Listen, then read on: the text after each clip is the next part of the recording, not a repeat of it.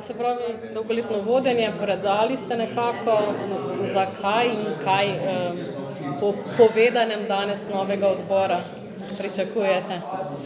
Torej, po skoraj 25 letih vodenja občinskega odbora Slovenske demokratske stranke v Brežicah sem se odločil, da le damo priložnost mlajšim, bolj svežim, polnih idej, predvsem zaradi tega, da nadgradijo dosedanje delo občinskega odbora, da poiščejo neke nove smeri, bolj sodobne stvari. Mi smo že, kako bi rekel, se nekoliko izpeli in ker želim pač občinskemu odboru in Slovenski demokratski stranki dobro, je to pač nujno, da prepustimo vajeti tudi tistim, ki želijo, ki so pripravljeni delati in ki želijo veliko energije vložiti v nadaljnji razvoj tako Brežic, Posavja kot Slovenije. Tako da sem zelo vesel in dajem vso podporo novi ekipi pri tem delu.